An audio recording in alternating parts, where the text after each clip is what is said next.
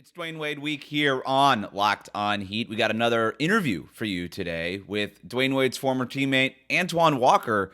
Not his first time on the program. This is his second time he's joined us. He's always great. We're really excited to talk all things D. Wade and his Hall of Fame career with somebody who played with Dwyane Wade. He shares some really great stories about those finals runs in 2006, and he does weigh in on Dwyane Wade versus Paul Pierce. So we have that to look ahead to. If you missed a couple of our episodes here on Dwyane Wade Week, on Monday, it was Rankapalooza Part 1, talking about Dwyane Wade's top 5 moments from his career, his top 5 seasons, and his top 5 teammates. We rank all of those. And then on Tuesday, ESPN's Israel Gutierrez joined us to talk about covering Dwyane Wade from his rookie season all the way to his retirement. So a bunch of great stuff here on the Locked On Heat page on YouTube. You can subscribe on Apple Podcasts, Spotify, Odyssey, wherever it is that you get your podcasts.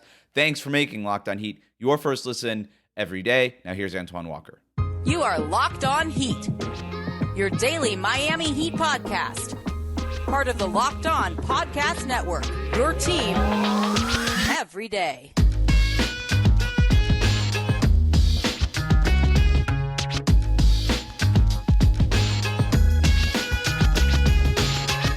Really excited about this. We are joined by three-time All-Star and NBA champion Antoine Walker to help us look ahead to Dwyane Wade's induction into the Hall of Fame. So let's just start right there. Antoine, was there a moment when you realized, when you were playing with D. Wade, that he could be a future Hall of Famer? Because you played with him so early in his career, obviously won the NBA Finals with him. Was there a moment that you could think back to where you're like, wow, this guy is special. This guy might even make it to the Hall of Fame? Yeah, you kind of knew that the year before I joined. He actually was really, really good the year before I got there, where he was starting to come into his own. And they were in their first, him and Shaq was starting to develop a really good relationship. And then when I got there, I mean, it went from 0 to 100. He was amazing how good he gotten and the way he led us that season, especially championship year. But you could start to see the makings of that he was going to be somebody different. He was going to be a Hall of Fame player. He's going to be somebody that wins multiple championships, that contends for MVPs, first and second team All NBA. You can start to see that his work ethic that he put in, and especially when I was there, he used to do so much one-on-one work with Eric Spoelstra, and then ironically, Eric Spoelstra becomes the head coach. And that makes it even better. So, but Dwyane only got better and better as every year got along. Besides for a few injuries, Dwyane, no sky's the limit how far he really could have got, how good he could have really been. What was Dwyane Wade's superpower? I know that's a kind of open-ended question, but when you think about him, what made him special as a player? What was his superpower? Play bigger than his size. I think, you think D. Wade and the things he did, you would think he was 6'4", 6'5". D. Wade's probably 6'3" on a good day. You know what I mean? He's probably 6'3" on a good day. But I just think for his size and being a prototypical two guard, I think his ability to drive the basket, to finish around the basket was second to none. He never wasn't. I wouldn't say he was a great jump shooter. He made enough enough jump shots to make you have to respect him. But his gift was in the open court, finishing at the basket, creating plays in the half-court set, being able to split defenders, and just the competitive drive he had. And I say this to all my friends. I say this to everybody. I still believe, and we've watched some great final performances, I still believe his final performance ranks up there in the top 5 ever. Top 5 ever with what other ones? Oh. Well, you got to think about Michael. Yeah, sure. Yeah, I think that Phoenix series, and Mike could think about a couple of them, the Utah series too, and Michael. But it's just a couple guys that just stands out right away when you think about finals performances that just were great. I thought Dirk Nowitzki's final performance was great too. The championship they won too as well. We don't talk about that here. We don't talk about that on this show. But I'm glad you mentioned Michael, though, because we just spoke to a media member who covered him early in his career, and he said that one of the first things that, obviously the size is the same, but just in terms of the overall athleticism, kind of reminded him of Michael. And I know you're a Chicago guy, and I know Michael's still the great, but did you ever see things that Dwyane did that were kind of like, his ability to slash, cut through defenders, things of that sort that kind of were similar, at least, to what Michael Jordan was able to do? Yeah, I think the athleticism was there. Dwyane, before he started having knee problems, was super athletic. Kind of a freak on the as far as attacking the basket. Because you think D Wade you'll think he's 6'6", but he's not. You know what I mean? And I think the way he played above the basket was the most surprising thing for me. Obviously, being from Chicago, we're both from there. I seen him play in high school, but just to see the leaps and bounds and how better he got, and turning himself into this Hall of Fame player was unbelievable. Yeah, that's interesting. I totally forgot about that. But you knew him before he even entered the league at that point then? Is that right? Because of his Chicago roots? Yeah, this is Chicago roots. Obviously, he was a little younger than me. I came out and he went to Richards. I was a Catholic school guy, but I know my friends and stuff had already told me about him. So he didn't go to a really big name high school. So he kind of flew up under the radar a little bit. But, once he got to Marquette, everybody from Chicago will now want to start claiming him because he ended up turning himself into a great player. But he just played. It was a situation where he went to Richards High School, which was a little different from some of the powerhouses in Chicago. So he didn't get the same notoriety that I would have got or some of the other guys from Chicago had gotten. Interesting.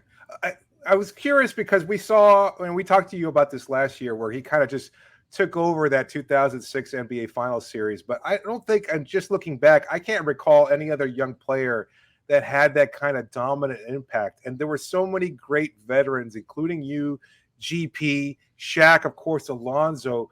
But what was it like to see this young kid who was still, 24, 25 at that time, kind of just take over and just kind of say, you know what, I'm going to take you all there. Just ride on me. I'll get you to the promised land. Because what was that like as one of those experienced veterans on that team and just seeing Dwyane kind of transform into that superstar in the moment?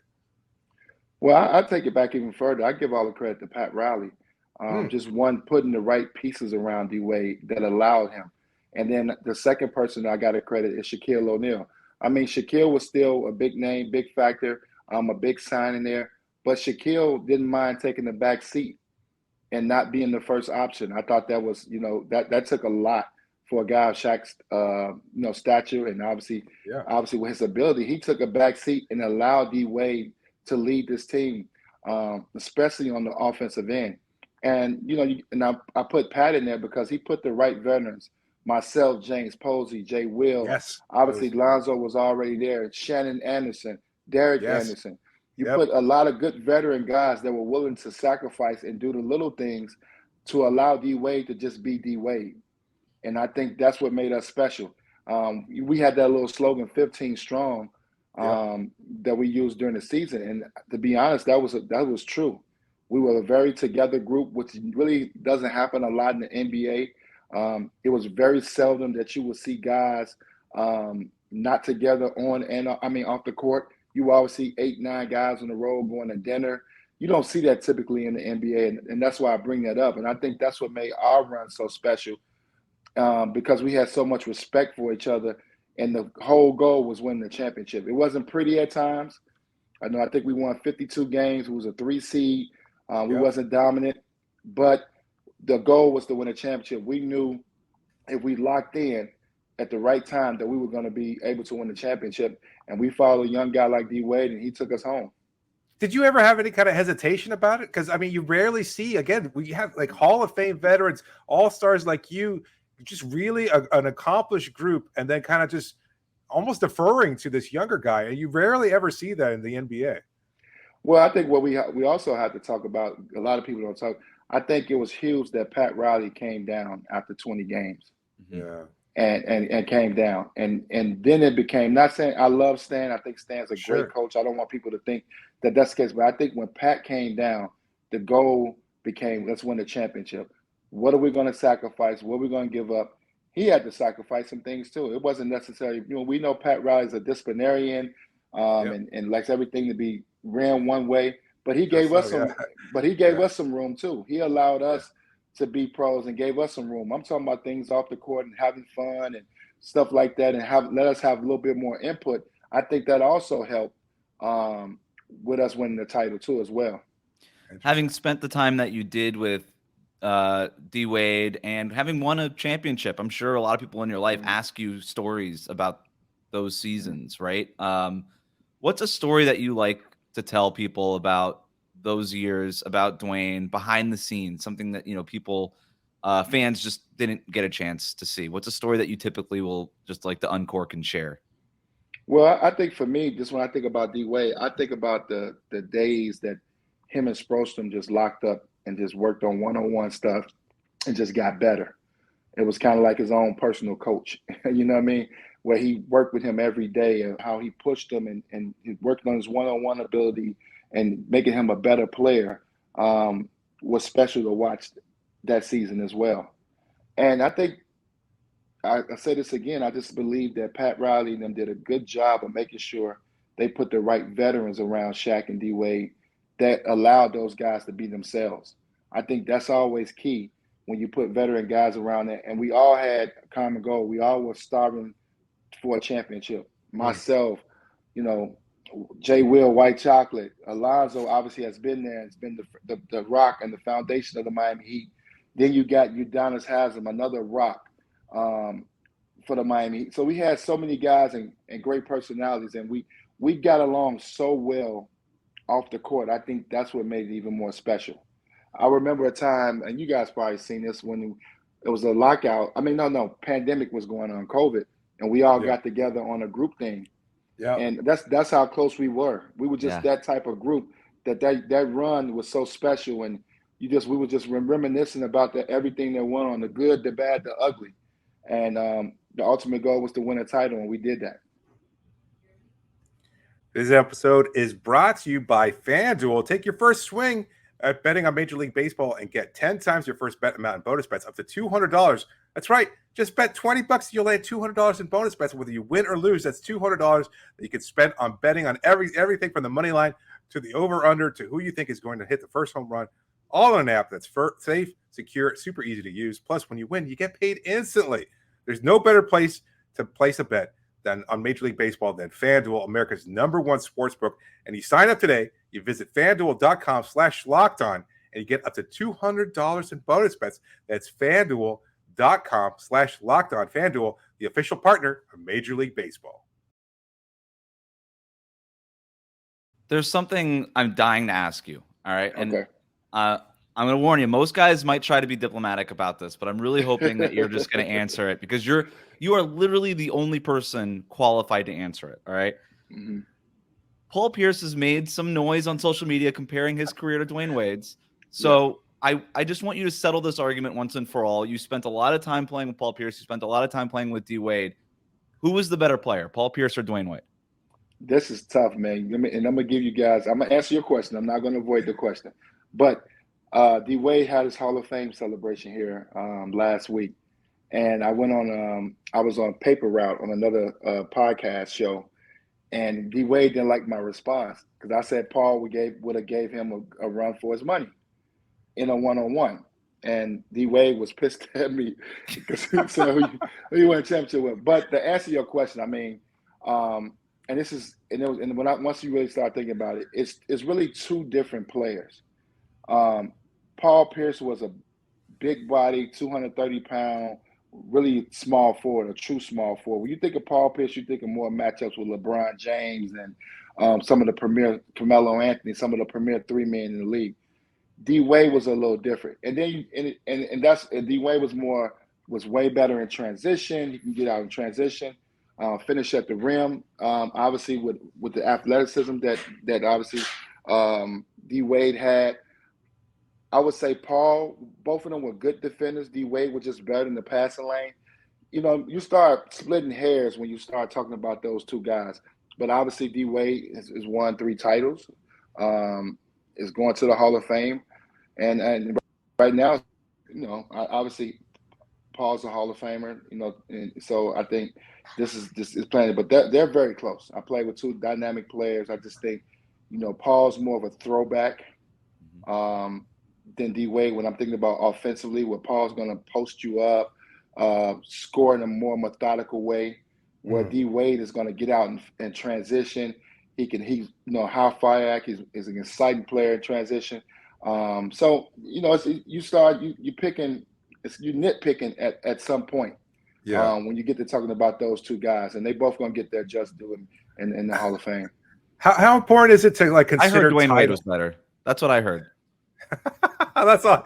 Now, how important is it when you consider like titles? Because obviously it's a group sport and like everybody contributes. Mhm. But you heard Paul make that argument. It's like, oh, he had 3 rings because he played alongside LeBron and stuff like that. But it's kind of hard to separate individual greatness, especially when you're looking at it from a team sport. So how do you value the fact that you won a ring, that you get to win a ring, or in Dwayne's career you win 3 rings, etc.? Like how does that work out? Well, I think you have to consider winning the championship, no matter who you play with, Yeah. because it's so hard to do. No matter who Yep. you are, no matter how good you are, you have to put that in consideration, and you have to pay a lot of respect to that. Because it's one thing to have the talent, but to put the talent together, to get guys to mesh together and really make this work, to get the ultimate goal, win the title. I Yeah. put a lot of, I put a lot of stock in that too.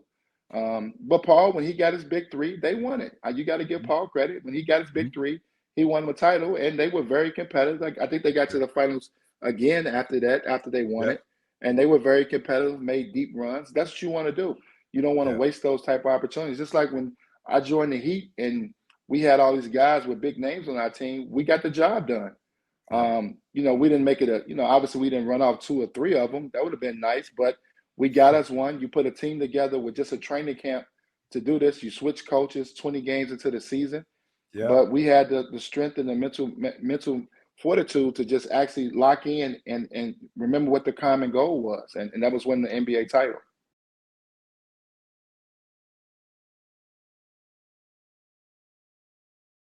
We have our last segment. It's called Flashcards. It's basically a lightning round, quick questions related to Dwyane Wade and some other things. So, first one, Dwyane Wade's nicknames. He's got approximately 1 billion of them. Here's a few. Here's a few. D Wade, Flash, Wow, 3, and Father Prime. Which one of those is the best nickname? Run them. Say it again now. D Wade, obviously. Flash. He gave himself Wow at some point. 3, and then the last one of his career was Father Prime. Which one was the best nickname? Honestly, I got to roll with Shaq. I think Flash. Yeah. I think that was – it just kind of like when that hit and the way D-Wade was playing at that time, where he was, obviously flying through the lane. He was very explosive offensively, dunking on people. I think Flash was the best one. Flash and Superman. Basketball Reference also has Pookie written down on his list. Do you know what Pookie is for D-Wade? No, that must be some that he really grew up in this neighborhood. Somebody might have called him that. All right. Give us Antoine Walker's all-time shooting guard rankings. You can give us a top 3, 4, 5, whatever you want. Michael 1. Yep. Kobe's 2. D Wade's 3. Okay. Ray Allen's 4. Ooh, hot take. And 5 is Allen Iverson. Nice. I put Allen Iverson as a 2 guard. Can you describe for our younger listeners? I'm so glad you bring AI up. Obviously, AI is presenting Dwyane Wade into the Hall of Fame. Can you just tell our younger listeners like what guys like Allen Iverson and Dwyane Wade meant for the game, their impact on the game itself, obviously, but also all the stuff in the culture around the game? I'll start with AI. I think AI. Well, AI, and he was the first pick in the draft. But his size, people don't understand. For his size, his ability to be able to score the basketball at the level he did was tremendous. And you may not never see another guy at that size score like that. Yeah. But his heart, I think his whole bio, I think you can't take away from what he went through as a young kid, going to jail, then have to go to Georgetown, then make his way to elite to be the number 1 pick in the draft and live up to the hype. And that was one of the most unbelievable finals that we've seen. They got dominated, but it was fun to watch. Yeah. I mean, people would have, most people would have turned that off, but it was fun to watch Allen Iverson get 40 and 50 against these guys and keep a team that was that wasn't at the same level as the Lakers at that time in the finals, in games. So I think that's where it is with me with Allen Iverson. And No, go ahead. go ahead. What's the second part to that question?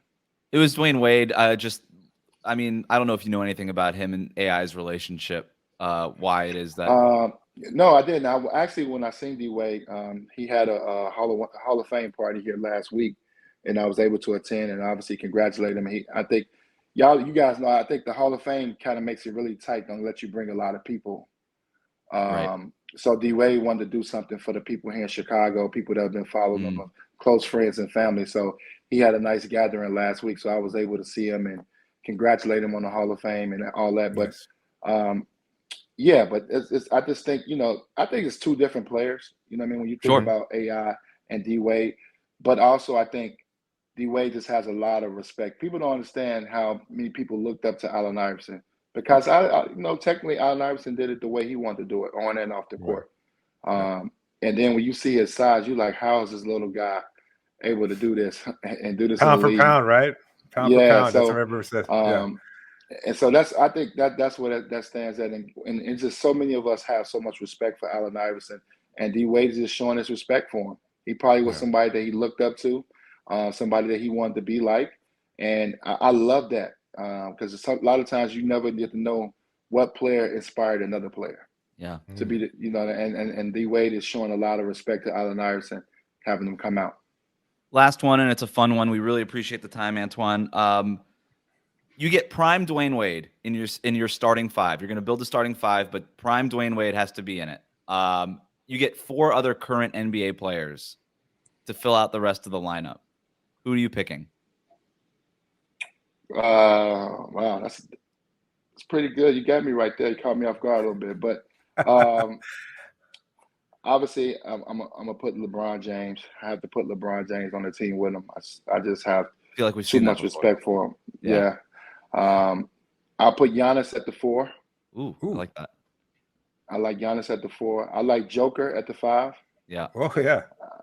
I like and I'm struggling right now to give you a good point guard who I really like.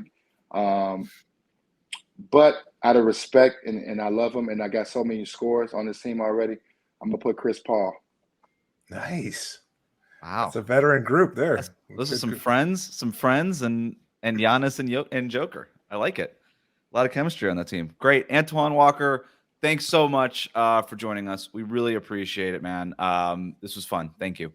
Thanks for having me, guys.